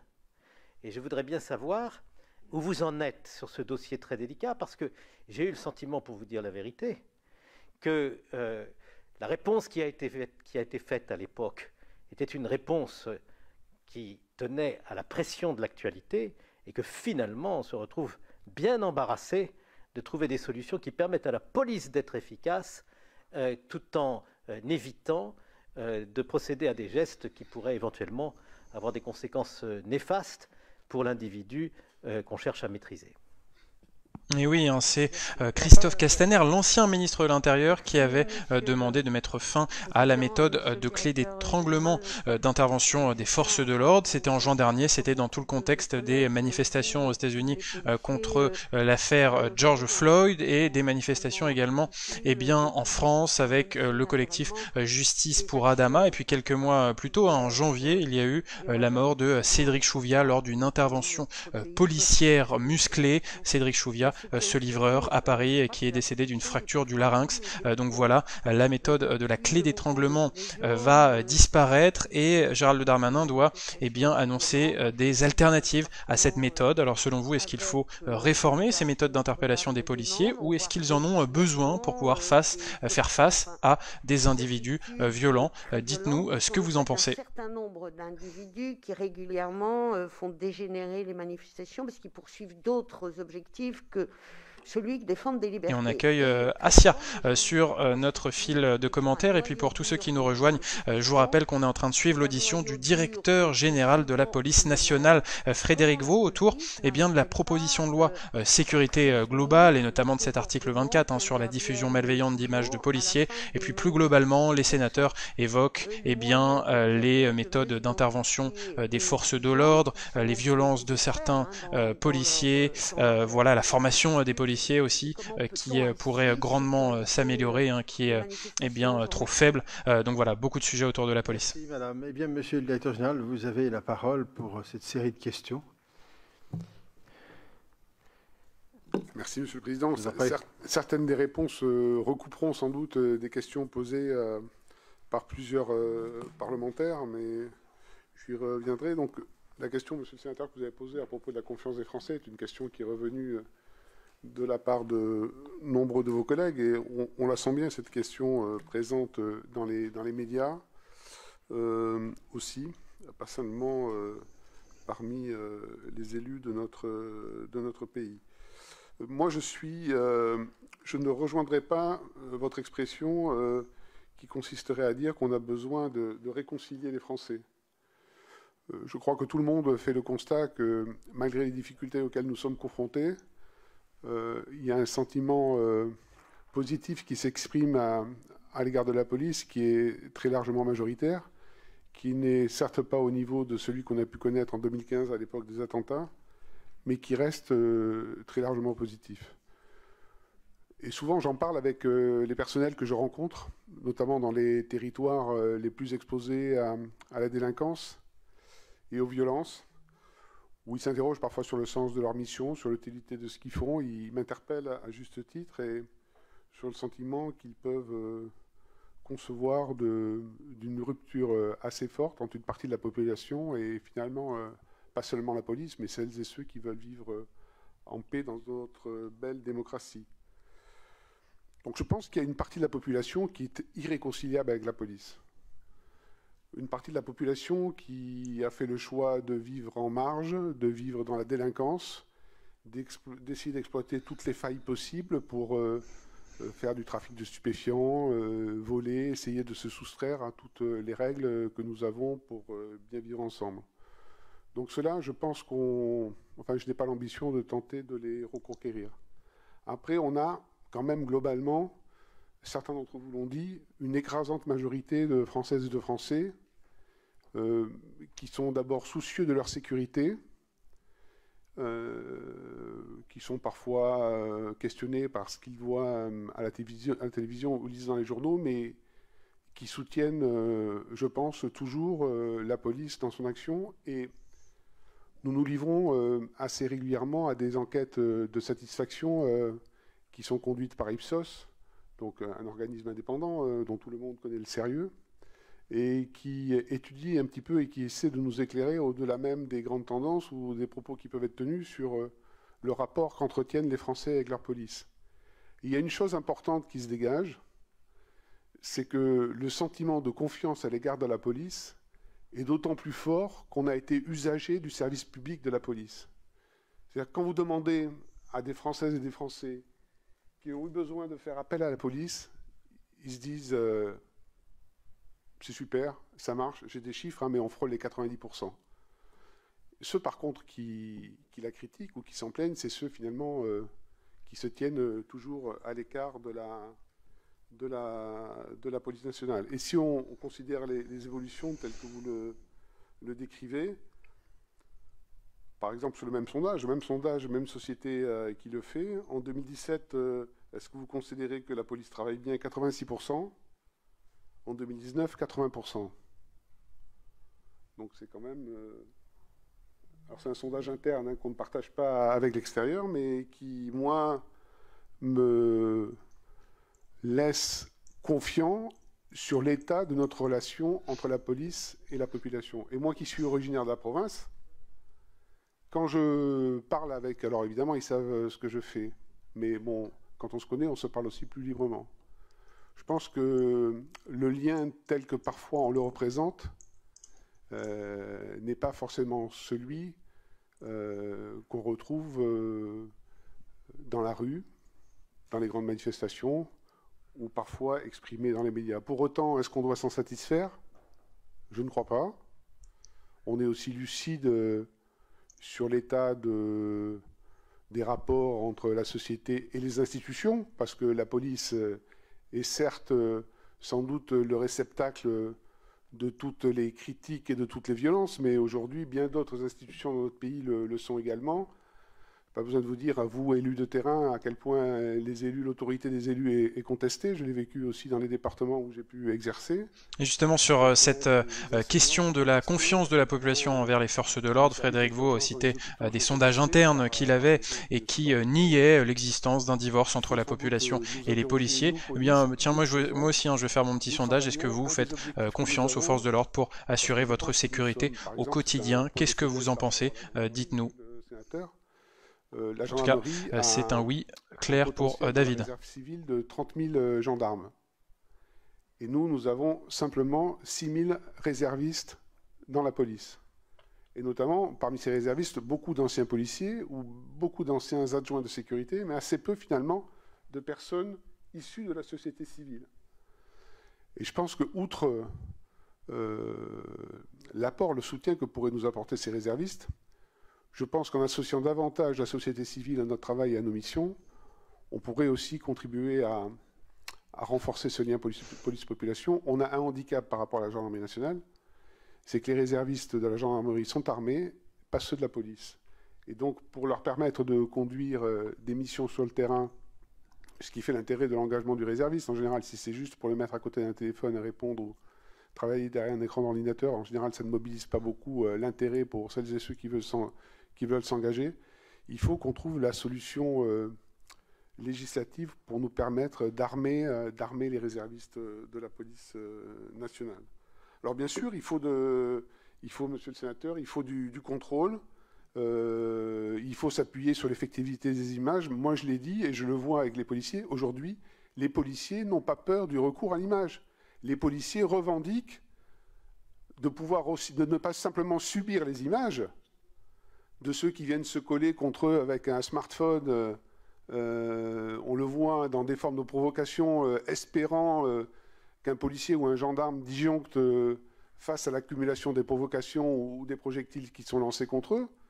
Non, il faut que les gendarmes, les policiers s'équipent avec du matériel qui fonctionne. Là, je réponds un peu collectivement à plusieurs sénatrices et sénateurs qui m'ont interpellé. Évidemment, le matériel qui est aujourd'hui disponible, la police s'est équipée de plus de 10 700 caméras piétons. La gendarmerie avait peut-être senti les choses, on n'en a acheté que quelques dizaines, d'un matériel qui n'est pas fonctionnel. Un sénateur l'a dit tout à l'heure, pas d'autonomie de la batterie, difficulté à changer la batterie, difficulté à rentrer son numéro RIO, difficulté à l'accrocher de manière convenable aux vêtements dont sont équipés les policiers. Donc le numéro RIO, c'est le numéro d'identification de chaque policier. Un engagement.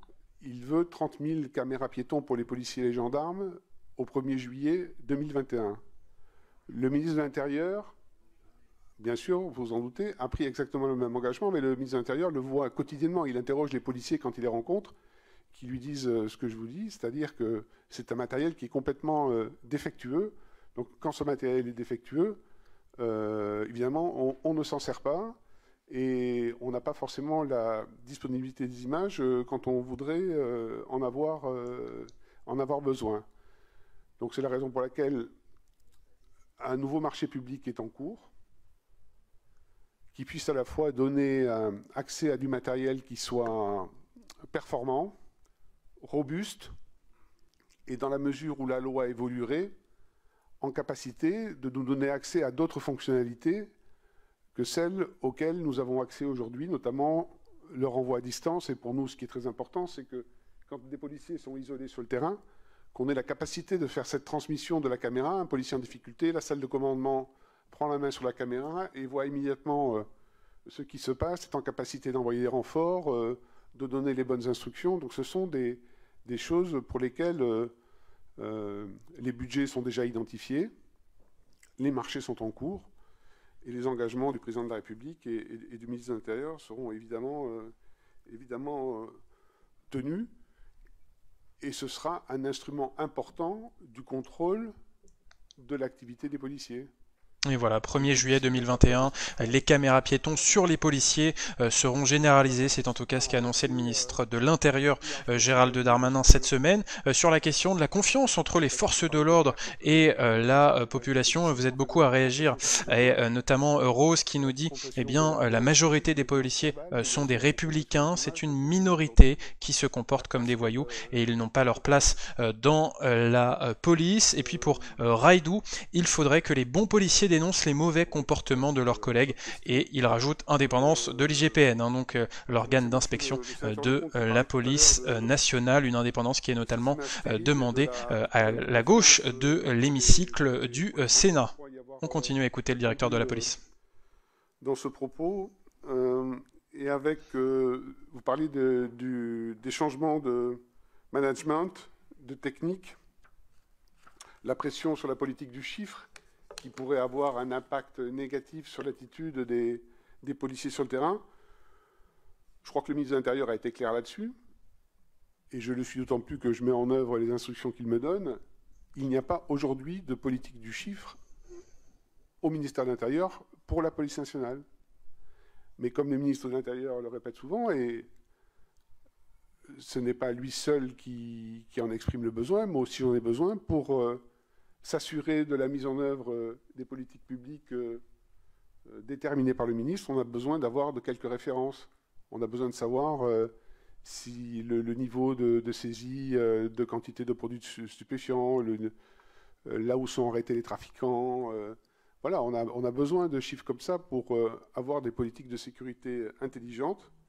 Donc on essaie de ne pas solliciter les services parce qu'il y a toujours aussi cette pression ce qu'on appelle le mot, j'aime pas le mot, mais je vais l'utiliser quand même, du reporting, où on demande toujours plus pour essayer d'en savoir plus. Pas toujours d'ailleurs, parfois on perd de vue l'intérêt qu'il y a à demander ces informations. En tout cas, on oublie de dire d'arrêter, ce n'est plus la peine, on n'a plus besoin de ces chiffres. Mais on s'appuie sur les statistiques dont nous disposons aujourd'hui, notamment au travers du service de statistique du ministère de l'Intérieur, qui nous permet de bénéficier d'un certain nombre de données qui nous aident à faire des choix de politique publique, à faire des choix aussi d'investissement, des choix d'affectation en termes de ressources humaines. Il faut peut-être mieux mettre des moyens là où on en a besoin que là où on arrive à faire face à la situation à laquelle nous sommes confrontés. Donc, oui, notre objectif, c'est de contribuer, monsieur le sénateur, à avoir une relation saine et apaisée avec la population. Madame la sénatrice, je vais tout de suite répondre à ce que vous avez évoqué par rapport à l'affaire de Magnanville. Je n'ai certainement pas fait référence à l'affaire de Magnanville, vous verrez dans le verbatim de mon propos, comme étant un moyen de justifier d'avoir recours à l'article 24 ou de pénaliser la diffusion de photos de policiers sur Internet. Je l'ai simplement placé en référence de ce que les policiers ont constaté comme étant un basculement décisif dans la manière dont on pouvait s'en prendre à eux.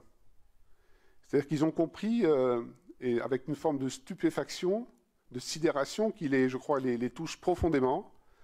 Je suis allé dans les Yvelines, mais même en circulant ailleurs sur le territoire national, ils ont été sidérés par cet acte criminel absolu de ce couple égorgé en présence de leurs enfants. Voilà, on imagine toujours quand on s'engage dans la police qu'il y a une part de risque. Ce risque, on est prêt à le prendre, même si on n'est pas payé que pour prendre des risques. Mais qu'on soit en capacité d'être pris pour cible simplement parce qu'on est policier et d'aller jusqu'à vous chercher chez vous, je crois que ça, c'est un marqueur important dans l'état d'esprit général des policiers, et ça n'est certainement pas un argument pour justifier le recours à l'article 24 ou toute autre forme de pénalisation de la diffusion de photos sur Internet. Donc qu'il n'y ait pas de malentendu dans la façon dont je me suis exprimé tout à l'heure, Madame la sénatrice. Oui, c'est vrai qu'il y avait peut-être un malentendu, le directeur de la police nationale qui précise bien qu'il n'y a pas de lien entre l'assassinat terroriste d'un couple de policiers à Magnanville et cet article 24 sur la haine contre les policiers sur les réseaux sociaux, puisqu'il n'y avait pas d'image d'identification personnelle des policiers qui ont été tués à Magnanville sur Internet. Alors, pour revenir sur notre fil de commentaires, il y a une question sur le RIO qui doit être porté par les policiers. C'est l'immatriculation de chaque policier qui doit être portée. C'est une obligation. Le problème, c'est que beaucoup de policiers, en tout cas certains policiers, oublient de le porter et que cet oubli n'est pas vraiment sanctionné. Donc, normalement, oui, pour répondre à la question de Simon, le RIO est généralisé. Et puis, il y avait une intervention intéressante sur les conditions de travail des forces de l'ordre qui explique le malaise qu'il y a depuis plusieurs années dans la police et dans la gendarmerie, avec Malvira qui nous dit qu'il faut absolument que les dirigeants respectent leurs policiers en leur offrant un travail correct, dans des conditions correctes, et beaucoup de choses pourraient s'améliorer, mais il faut le faire tout de suite, selon Malvira, et en montrant le bon exemple aussi, donc ça pourrait apporter plus de sérénité dans les relations entre les policiers et les citoyens, voilà, d'améliorer les conditions de travail des forces de l'ordre. Et il faut dire que ça va être plutôt le cas quand on regarde le budget 2021. Gérald Darmanin a vraiment augmenté le budget en termes de matériel, en termes de voitures, en termes de rénovation de commissariats pour les policiers. Donc là, il y a quand même un effort qui a été fait sur les conditions de travail de la police. Parce que je cherche à vous tenir un propos qui serait un propos convenu à l'égard de la commission des lois du Sénat, c'est parce que j'en suis, comme l'a rappelé un sénateur tout à l'heure, et une sénatrice, est entièrement convaincu. Je ne pense que la situation n'est pas dégradée au point tel qu'il est décrit aujourd'hui dans certains espaces médiatiques. Vous avez posé la question de l'IGPN. L'IGPN est crainte dans la police. Elle fait la preuve, malheureusement, l'IGPN. Parce que vaste sujet. Des manquements, la preuve de son efficacité. Comme l'a rappelé là aussi le ministre de l'Intérieur hier soir, c'est un service qui bénéficie de la confiance de l'autorité judiciaire, pas simplement du directeur général de la police nationale. Vous savez, on est dans une maison où on souhaite être irréprochable. Les infractions qui peuvent être commises et qui peuvent parfois nous déshonorer nous gênent énormément dans notre action au quotidien. Et donc notre objectif, c'est vraiment de rappeler à chacune et à chacun dans cette institution quelles sont les règles, d'être juste quand on sanctionne, mais d'être aussi sévère parce que l'exigence est forte vis-à-vis de nous. On sera d'autant plus sévère qu'on sera juste. Et l'IGPN fait un travail remarquable dans des conditions extrêmement difficiles. Et dans tous les cas, le directeur général de la police nationale, il a besoin d'avoir à côté de lui un service d'inspection à qui il confie des enquêtes disciplinaires, à qui il confie des missions d'audit. Voilà, je pense que si demain ça devait être retiré au directeur général, comme on l'entend parfois dans les réflexions qui sont conduites à propos de l'IGPN, je serais certainement obligé d'en recréer une pour m'appuyer sur une capacité de management qui me paraît tout à fait automatique, c'est quand même de faire la police au sein de ma propre maison et de ne pas être dépendant d'une institution extérieure. Donc j'apporte mon soutien à l'IGPN et vraiment quand je vois que ce qui s'est passé place de la République, ce qui s'est passé dans le 17e arrondissement, on le ramène et on le résume à la question de l'IGPN, j'avoue... Et bonjour à Julien qui nous rejoint dans la fin de cette audition sur la loi sécurité globale. C'est le problème des pompiers, on dit que c'est le problème de bien d'autres choses, mais ce n'est pas le problème des pompiers. Et donc le directeur de la police nationale qui est contre l'indépendance de l'inspection de la police. Voilà, il souhaite que cet organe reste rattaché au ministère de l'Intérieur. Jean Castex, le Premier ministre, a dit également qu'il était contre l'indépendance de l'IGPN. J'ai créé auprès de moi la fonction de chef de la mission Outre-mer, parce que j'ai tellement de choses à traiter que parfois je n'y accorde pas toute l'attention requise. Et l'éloignement crée parfois un peu de décalage entre ce qui se fait outre-mer et ce qui mérite d'être valorisé. Et bien sûr, on doit aussi accompagner... Et juste pour revenir sur l'IGPN, vous êtes beaucoup à demander son indépendance, avec par exemple David qui souhaite mettre cette inspection sous la coupe de la justice pour plus d'impartialité. parmi les sujets auxquels les policiers sont confrontés, et la population, parce que je sais aussi que c'est le problème de la population là-bas. Peut-être d'abord le problème de la population avant d'être le problème de la police. Il y avait une question de Paul également dans le fil de commentaires qui demande si avec cette loi de sécurité globale, des caméras vont être installées en plus grand nombre dans nos villes. Alors, j'ai pas connaissance d'un développement du nombre de caméras de surveillance dans les villes. Ça dépend de la volonté de chaque maire. Par exemple, à Grenoble, le maire Éric Piolle n'est pas vraiment favorable à l'expansion de la vidéosurveillance. En tout cas, ce que je peux vous dire, c'est que dans cette loi sécurité globale, il y a pas mal de dispositions sur l'utilisation des images pour les policiers. Les policiers pourront par exemple aller dans les lieux recevant du public pour regarder les images de vidéosurveillance, voilà, des images qui peuvent être utiles dans leur enquête. Ils peuvent par exemple utiliser des images de vidéosurveillance d'immeubles pour enquêter sur l'occupation de certains halls d'immeubles. Donc voilà, donc va y avoir une utilisation renforcée de ces images de vidéosurveillance. Un sujet important pour Mayotte, on soit en capacité, avec l'ancienne police frontière, maintenant c'est une direction qui dépend de la DTPN, on soit en capacité, avec des moyens nautiques, avec un centre de rétention administrative, avec des procéduriers, être en capacité de traiter le sujet des étrangers en situation régulière et d'être en capacité de raccompagner ces étrangers en situation régulière aux Comores, puisqu'en général... ils viennent tous des Comores. Donc vous pouvez être assuré de notre engagement sur ce territoire. Alors j'ai pas compris la question de Julien sur une réponse aujourd'hui sur la loi de sécurité globale. Mayotte, en Guyane et si en tu peux préciser ta question. Un contexte très différent selon ces territoires. En tout cas, ce que je peux dire sur cette loi de sécurité globale et notamment sur cet article 24 qui fait polémique, l'Assemblée nationale l'a adopté, mais le gouvernement entre-temps souhaiterait le réécrire pour apaiser un peu les tensions autour de cet article 24 de la loi de sécurité globale, car beaucoup crient à l'atteinte à la liberté de la presse, à la liberté de pouvoir filmer les policiers. Donc le gouvernement avait proposé une commission indépendante pour pouvoir réécrire cet article 24 de la loi, mais on est en pleine navette parlementaire car dans les faits, ce texte est dans les mains du Sénat. C'est pour ça que cette semaine les sénateurs ont auditionné le directeur de la police et c'est au Sénat de réécrire cette proposition de loi de sécurité globale et notamment cet article 24. Donc le président du Sénat, Gérard Larcher, a un peu tapé du poing sur la table cette semaine pour dire à Emmanuel Macron que voilà, il n'avait pas à s'immiscer dans la navette parlementaire et dans le droit du Parlement de faire la loi. Voilà, c'est un principe constitutionnel et il y a eu une vraie polémique institutionnelle cette semaine autour de cette loi sécurité globale qui va être examinée du coup au Sénat en début d'année prochaine, normalement début février. Et là, les sénateurs font tout le travail préparatoire d'audition autour de ce texte et notamment cette audition du directeur de la police.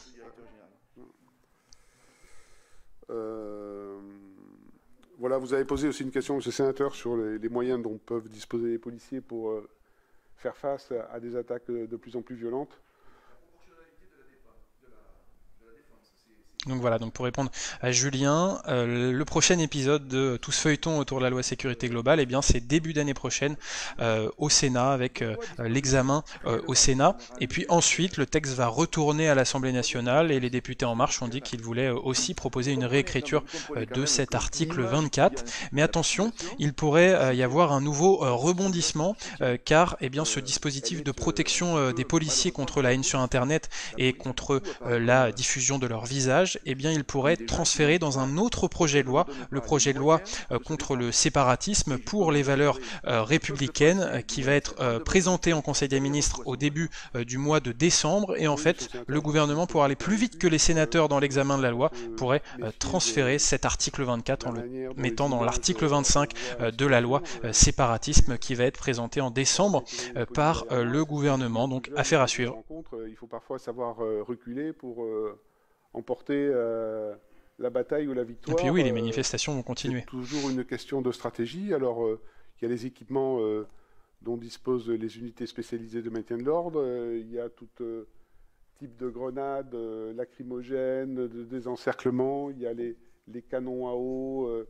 Il y a l'adaptation de certaines unités à des types de maintien de l'ordre qui varient selon qu'on le fait à Paris ou à Laval, monsieur le sénateur, que je salue. Mais voilà, on n'est pas toujours dans la même situation. Et ce sont des sujets sur lesquels on travaille en permanence. Et il y a une réflexion en cours dont le ministre a parlé hier soir, mais je pense que tout le monde n'a pas saisi, peut-être parce que c'était très furtif, l'annonce qui a été faite.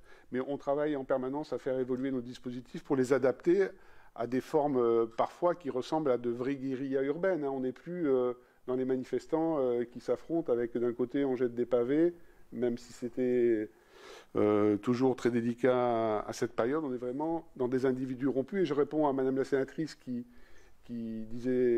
évoquait tout à l'heure la nature de ces maintiens de l'ordre avec des individus qui sont parfaitement identifiés, qui connaissent les moyens de la police, les limites au-delà desquelles nous ne pouvons pas aller, les stratégies auxquelles nous avons recours, et qui s'adaptent vis-à-vis de tout ça.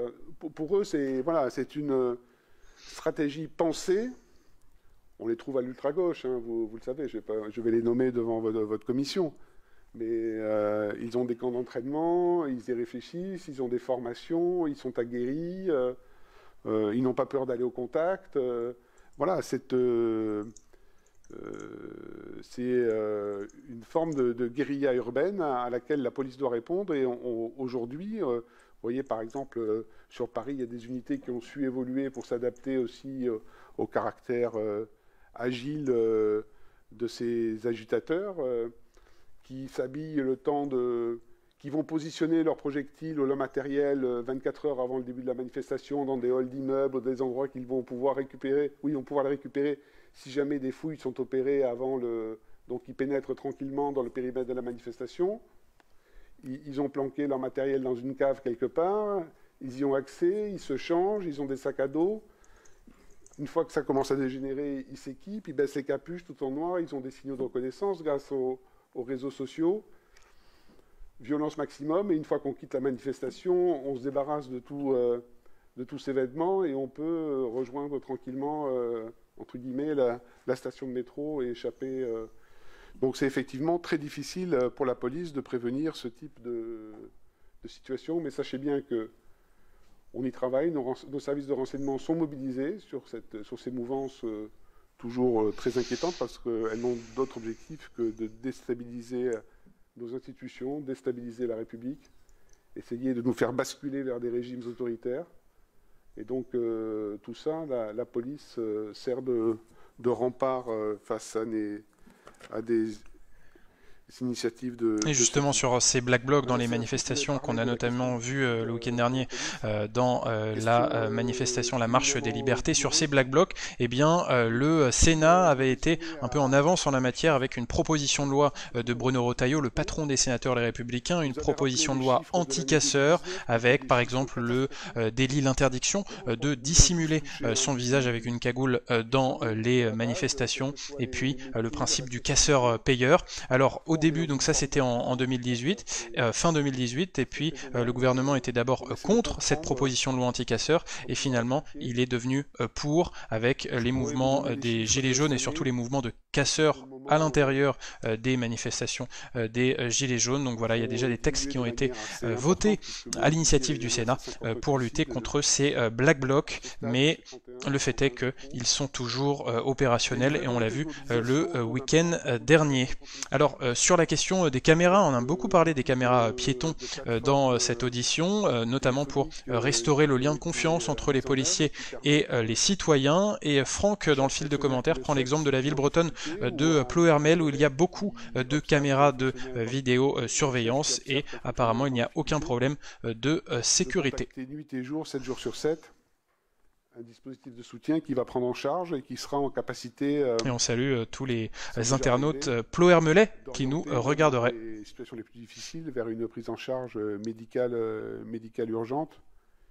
Il y a les services de soutien psychologique SSPO opérationnels, qui sont des psychologues en place au niveau central et au niveau territorial à l'échelle des zones, qui interviennent dans des situations particulièrement difficiles, notamment quand des policiers sont blessés ou pire tués, pour accompagner l'entourage professionnel et l'entourage familial. On se livre aussi cette année parce que je pense qu'il ne faut pas non plus considérer parce qu'on a de meilleurs chiffres qu'on a gagné la partie ou qu'il faut s'endormir sur nos lauriers. Donc on a confié à une société extérieure le soin d'auditer notre système de prévention contre le suicide. Voir ce qui marche pas, ce qu'on pourrait améliorer. Voilà, mais je vous confirme que c'est vraiment un sujet, je le redis, douloureux pour la police et que nous avons pris à bras le corps. Monsieur le Président, vous avez gardé le meilleur pour la fin, si j'ose dire. Et on va finir par la méthode d'étranglement qui est interdite, mais par quoi va-t-elle être remplacée? Vous aviez mis sur la table au moment où j'avais été auditionné devant votre commission. Le rapport de M. Loz a été rendu.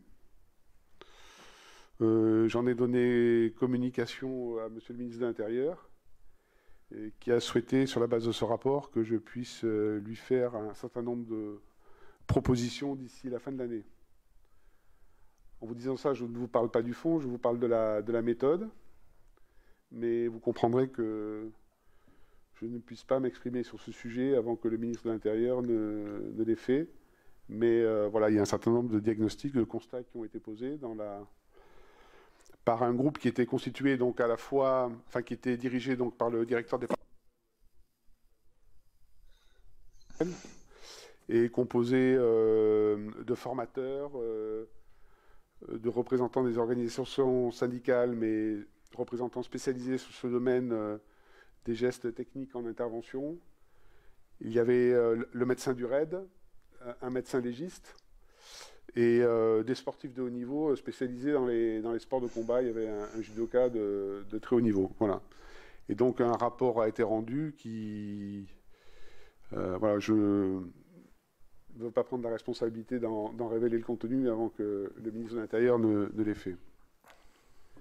Et on ne connaîtra pas la méthode alternative qui va remplacer la méthode, la clé d'étranglement qui a été désormais interdite dans les interventions de la police. Voilà, c'est la fin de cette audition du directeur de la police nationale sur cette loi sécurité globale. J'espère que vous avez trouvé cette audition, cette émission intéressante. C'est vrai que c'était pas mal, on a pu bien échanger sur beaucoup de sujets, forcément sur l'article 24 qui fait polémique autour de la diffusion malveillante d'images de policiers.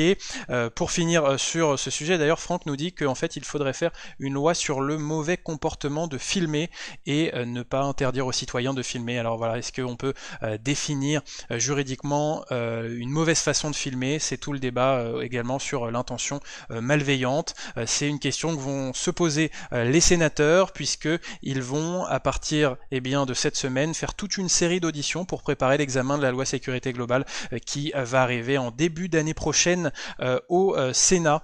On n'a donc pas fini de parler de ce texte, de parler des méthodes d'intervention des forces de l'ordre, des violences de certains policiers, des violences également contre les policiers. Comment peut-on les protéger davantage tout en respectant les libertés? En tout cas, j'espère que voilà, ce débat vous l'avez trouvé intéressant et on se retrouve la semaine prochaine pour un nouveau numéro de votre rendez-vous 100% réseaux sociaux. Le débat est à vous et on suivra l'un des autres temps forts du Sénat de la semaine prochaine. Voilà, merci beaucoup d'avoir suivi cette audition et puis bon week-end. Bonne journée et bon week-end, voilà, c'est pas encore le week-end.